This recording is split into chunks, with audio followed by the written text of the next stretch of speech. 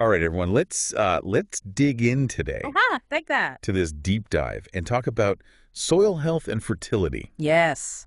We're going to be looking at chapter 4 of this handbook that you sent me about community gardens. Okay, sounds good. And I have to say, just reading to this, the thing that really stood out to me was soil's not just dirt. Yeah. It's like this whole complex living ecosystem, It really is, and a lot of people don't think about it that way. right? So how do we even begin to get a grasp on what kind of soil we have? Well, the handbook actually has this cool little section in the beginning about a jar test. Yeah. So you take a jar, you put some of your soil in there, you shake it up with water, you let it settle, and then you can actually see the different layers. That's so cool. It's like a little science experiment. It is, and it helps you figure out if you have sandy soil, clay soil, or that coveted loam. So why is it so important to actually know what kind of soil you're working with?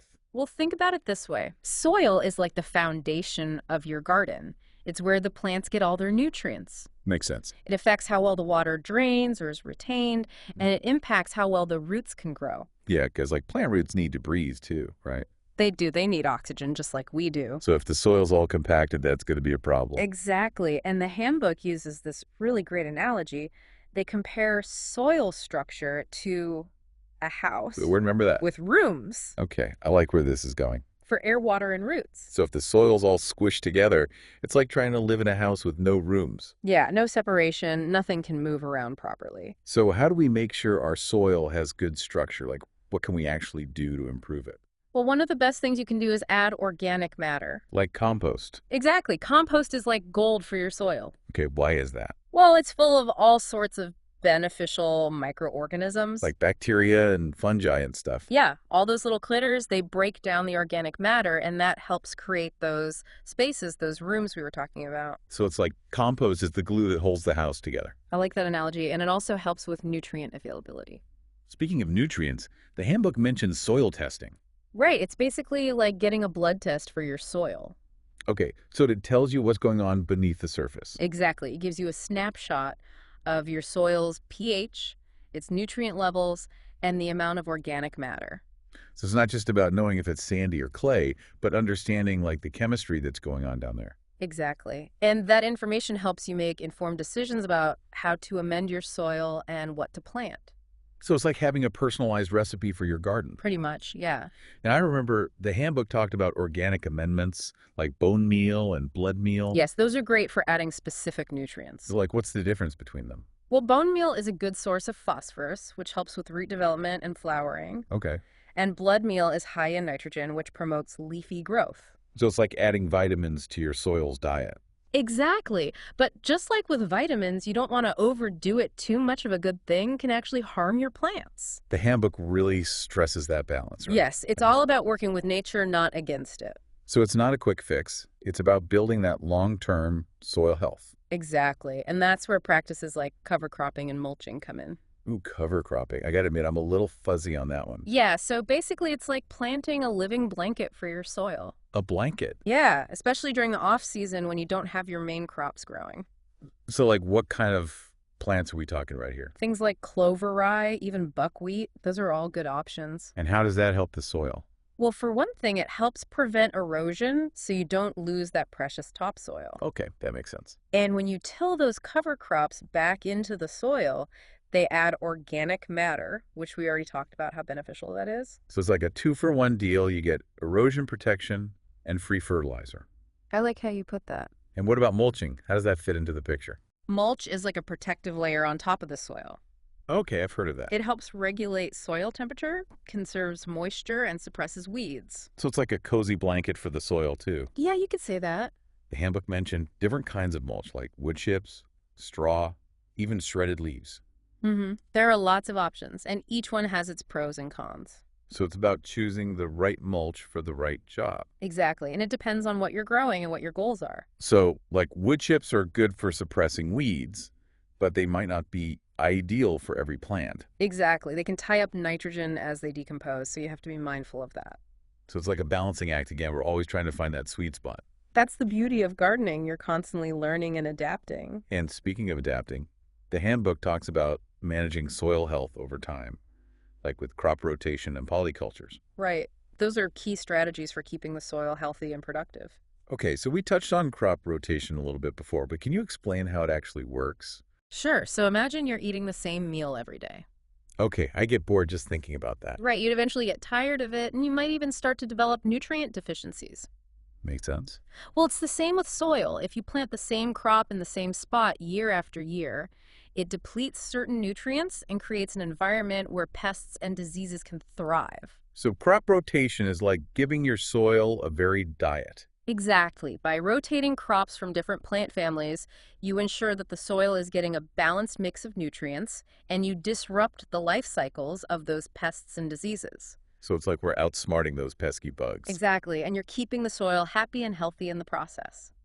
Now, what about polycultures? How do they fit into this picture? Polycultures are all about diversity. Instead of planting crops in neat rows, you intentionally mix different plants together. Kind of like a forest, right? Exactly. You're mimicking the complexity of natural ecosystems. The handbook mentions something called the Three Sisters planting method as an example of this. Ah, yes, that's a classic example of polyculture. Can you tell us about that one?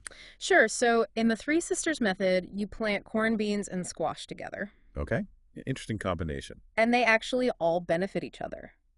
The corn stalks provide support for the climbing beans. The beans fix nitrogen in the soil, which the corn loves.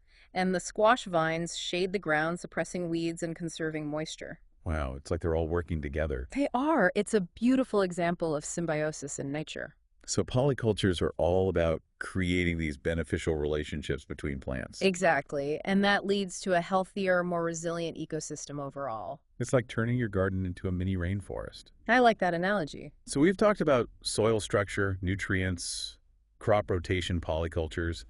It seems like there's a lot to consider when it comes to soil health. There is, but it's not as overwhelming as it might seem. Yeah, I'm starting to see the connections between all these different aspects. And once you understand the basic principles, you can start to experiment and find what works best for your own garden. That's what I love about gardening. It's a constant journey of discovery. It is, and the soil is full of surprises. Well, before we move on to troubleshooting soil problems, I'm curious about soil erosion. The handbook briefly mentions it as a threat to soil health. It is a serious issue, especially in areas with heavy rainfall or strong winds. So what exactly is soil erosion? It's the loss of topsoil, which is the most fertile layer of soil. So it's like the foundation of our garden is literally being washed or blown away. That's a good way to visualize it, and when topsoil is lost, we lose not only fertility, but also the ability of the soil to hold water and support plant life. So what can we do to prevent this from happening? One of the most effective strategies is to maintain ground cover. So that means having something growing on the soil at all times. Exactly. Whether it's crops, cover crops, or a layer of mulch, the key is to protect the soil from the elements. So it's like giving the soil a shield against wind and rain. Precisely. And there are other techniques like contour planting, which involves planting crops along the contours of the land to slow down water runoff. Okay, so we're working with the natural shape of the land. Exactly. And another technique is terracing, which involves creating level platforms on sloped land. So we're essentially creating steps to prevent the soil from washing downhill. That's right. These techniques might require some extra effort, but they're crucial for preventing soil erosion and maintaining long-term soil health. All right, so now I think we have a good foundation for understanding soil health. I think so too. But what happens when things go wrong? What if our plants aren't thriving or the soil just doesn't seem right? Well, that's where the troubleshooting comes in. Right. The handbook has a whole section dedicated to common soil problems like compaction and pH imbalances. And luckily, there are solutions for most of these issues. So let's start with compaction. I've heard that term before, but I'm not entirely sure what it means. Basically, compaction happens when the soil gets compressed. All the air spaces between the soil particles are squeezed out. So it's like the soil is suffocating. Yeah, you could say that, and this makes it really hard for roots to grow and for water to drain properly. Okay, so what causes this to happen? A lot of things can contribute to compaction: foot traffic, heavy machinery, even overwatering. So just walking around in the garden can compact the soil. It can, especially if the soil is wet. And heavy machinery is obviously going to have a bigger impact. Yes, especially if it's used when the soil is wet. And overwatering, how does that contribute to compaction? Well, when the soil is constantly saturated, it becomes more susceptible to being compressed. So it's like we're literally squeezing the life out of the soil. In a way, yes, but luckily there are ways to alleviate compaction. Like what? Well, one of the most effective methods is aeration. Okay, I've heard of that, but what does it actually involve? Basically, you're creating air pockets in the soil. Hmm. You can do this manually with a garden fork, or you can use specialized equipment for larger areas. So it's like poking holes in the soil to let it breathe. Exactly. And once you've aerated the soil, it's important to add organic matter to help maintain that improved structure. Right. Compost to the rescue again. Yes, compost helps to create those spaces, those rooms we were talking about earlier. So aeration loosens things up, and compost helps to hold that structure in place. Exactly. It's a winning combination for improving soil health. Now, what about pH imbalances? Well, pH imbalances can also cause a lot of problems for plants. I remember the handbook saying that pH affects nutrient availability. It does. If the pH is too high or too low, Hmm. certain nutrients become unavailable to the plants. So even if the nutrients are present in the soil, the plants can't absorb them if the pH is off. That's right. It's like having a key that doesn't fit the lock. So how do we fix this? Well, you can adjust the pH by adding soil amendments. Okay, so what kind of amendments are we talking about here? If your soil is too acidic, meaning it has a low pH, you can add lime to raise the pH. Lime, like the fruit. Not quite. It's a type of rock called calcium carbonate. Okay. And if your soil is too alkaline, meaning it has a high pH, you can add sulfur or organic matter like pine needles to lower the pH. So it's like fine-tuning the soil's chemistry. Exactly. You're creating the optimal environment for your plants to thrive. And how do we know what our soil's pH is in the first place? That's where soil testing comes in handy. It'll tell you your starting point, and then you can calculate how much amendment to add. Okay, so we need to know where we're at before we can figure out where we need to go. Exactly. And remember, soil is a dynamic system. Its pH can fluctuate over time. So it's not a one-time fix. We need to keep monitoring and adjusting as needed. That's right. It's all about working with nature and responding to its cues. This has been so informative. I'm feeling much more confident about tackling soil health now. That's great to hear. I'm starting to see that soil is so much more than just dirt. It's a living, breathing entity that deserves our care and respect. I couldn't agree more. Well, before we move on to troubleshooting soil problems in more detail, I think we should take a quick break. Sounds good to me. It's really amazing how this handbook connects the science of the soil to like the actual practice of gardening. Yeah, I know it's not just like throwing seeds in the ground and hoping for the best. Not at all. There's so much more to it, like you were saying earlier about crop rotation and polycultures. Yes, those are fascinating aspects of soil health. So remind me again, what's the basic idea behind crop rotation? Well, imagine planting the same thing, like tomatoes, in the same spot year after year. Okay, They're going to suck up all the same nutrients, and eventually that soil is going to get tired. makes sense. So it's like a picky eater who only wants to eat pizza. They're going to end up with some deficiencies. Exactly. That's a Yeah. great way to put it. So, with crop rotation, you're basically giving the soil a balanced diet. Right. You're planting different crops from different families in a sequence so that the soil can replenish its nutrients. And I remember you mentioned a 3-year rotation as a common method. Yeah, that's a good place to start. Can you give me an example of how that would work? Sure. So, let's say you divide your garden into 3 sections. Okay. In year 1, you might plant heavy feeders like tomatoes, corn squash in section 1, Okay. then legumes like beans or peas in section 2, All right. and root crops like carrots or beets in section 3.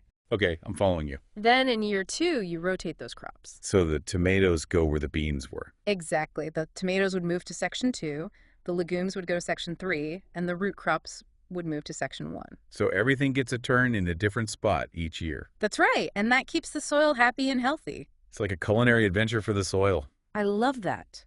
Now, what about polycultures? How are they different from crop rotation? Well, polycultures take that diversity to a whole new level. Okay, how so? Think about a forest, with its layers of trees, shrubs, ground cover. Yeah, it's all mixed together. Exactly. And polycultures try to mimic that complexity by intentionally planting different things together in the same space. The handbook mentioned the Three Sisters planting method. Ah, yes, that's a classic example. Yeah, you tell me more about that. So the Three Sisters refers to corn, beans, and squash, All right. and they're planted together because they benefit each other. Like how? Well, the corn stalks act as natural trellises for the beans to climb. Oh, that's clever. And the beans actually fix nitrogen in the soil, which helps the corn grow. Wow, so they're like helping each other out. They are. And then the squash, with its big leaves, it shades the ground, keeping the weeds down and conserving moisture. So it's like this perfect little team. It is. It's a beautiful example of how nature works together. So what are the advantages of using polycultures?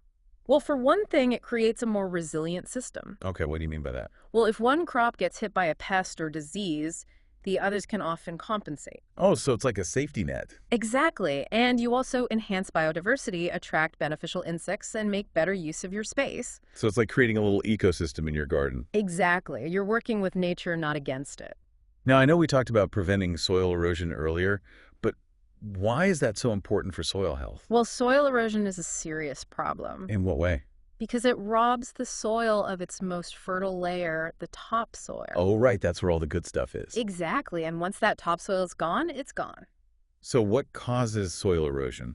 Mostly it's the forces of nature, wind and water. Right, if the soil's bare and exposed, heavy rains can wash it away. Exactly. And wind can carry it away as dust. So what can we do to prevent this? Well, one of the most important things is to maintain ground cover. So basically, don't leave the soil bare. Exactly. Have something growing on it at all times, whether it's crops, cover crops, or even a layer of mulch. Right, because that acts as a protective barrier. It does. And there are other techniques like contour planting. Remind me what that is again. It's planting your crops along the contours of the land. Oh, so we're following the natural shape of the land. Exactly. That helps to slow down water runoff. Clever. And what about terracing? Terracing is used on sloped land. You create level platforms to prevent the soil from washing downhill. So you're basically building steps into the hillside. Exactly. And that can be very effective in preventing erosion.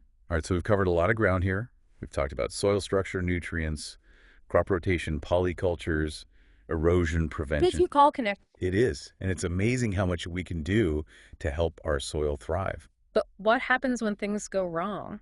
Right? What if our plants aren't doing well or the soil just doesn't seem right? Well, that's where troubleshooting comes in. And I know the handbook has a whole section on common soil problems. Yes, like compaction and pH imbalances. Those are pretty common issues. So let's start with compaction. Remind me again what that is. Compaction is when the soil gets compressed, all the air spaces are squeezed out. So it's like the soil can't breathe. Yeah, that's a good way to put it, and it makes it hard for roots to grow and water to drain. So what causes compaction? Lots of things can contribute to it. Foot traffic, heavy machinery, even overwatering. So just walking around in the garden can compact the soil. It can, especially if the soil is wet. And I imagine heavy machinery would have a bigger impact. It does, and it's especially problematic if the machinery is used when the soil is wet. Now, how does overwatering contribute to compaction? Well, when the soil is constantly saturated, it becomes more susceptible to being compressed. So we're basically squeezing the life out of the soil with our feet, our machines, and even our watering cans. It sounds dramatic, but it's true. So how do we fix compacted soil? The best way is through aeration. What does that involve?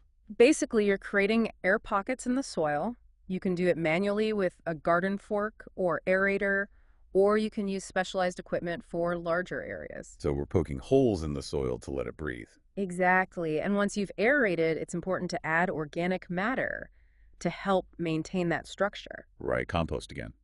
Yes, compost is a soil's best friend. So aeration loosens things up, and compost helps to hold that structure in place. Precisely. Now, what about pH imbalances? We touched on that earlier, but I'd love to hear more. Sure. Well, pH is a measure of how acidic or alkaline the soil is. Okay. And I remember you saying that most plants prefer a slightly acidic to neutral pH. That's right. Somewhere between 6.0 and 7.0 on the pH scale. And what happens if the pH is outside that range? Will certain nutrients become unavailable to the plants? Even if those nutrients are present in the soil. Yes, it's like having a key that doesn't fit the lock.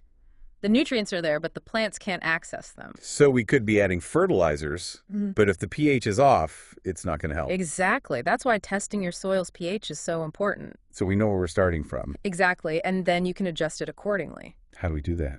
Well, if your soil is too acidic, meaning it has a low pH, you can add lime to raise it. Lime, like the fruit. No, it's a type of rock called calcium carbonate. Okay. And if your soil is too alkaline, meaning it has a high pH, you can add sulfur or organic matter like pine needles to lower it.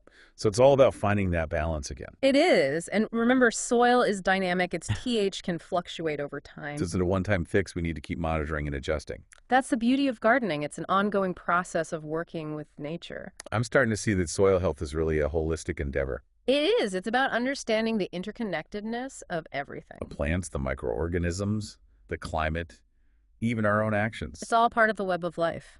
It's like we've uncovered this whole secret world beneath our feet. I know, right? It's fascinating. And it's not just about like the physical stuff like the sand and the clay and the rocks. Right, it's about the life in the soil, the bacteria, the fungi, all those microorganisms. It's like this whole hidden ecosystem that we're just starting to understand. And it's crucial for plant health. Speaking of plant health, one thing that stood out to me in the handbook was the section on nutrient deficiencies. Oh, yeah, that's a common problem for gardeners. And it's not always as simple as just adding more fertilizer, right? No, not at all. Right? Sometimes the nutrients are there in the soil, but the plants can't access them. It's like having a full refrigerator but not being able to open the door. Exactly. That's a great analogy. So it's important to figure out what's causing the deficiency. So how do we do that? Well, you have to look at the symptoms the plant is showing. Okay, so like yellowing leaves or stunted growth. Exactly, those are classic signs. But different nutrient deficiencies can have different symptoms. So we need to be able to read those signs. That's right, and then you have to investigate the potential causes. Like what kind of things? Well, pH imbalances are a big one. Right. We talked about that before. If the pH is off, certain nutrients become unavailable. Exactly, and another common issue is poor soil structure. Like if it's compacted.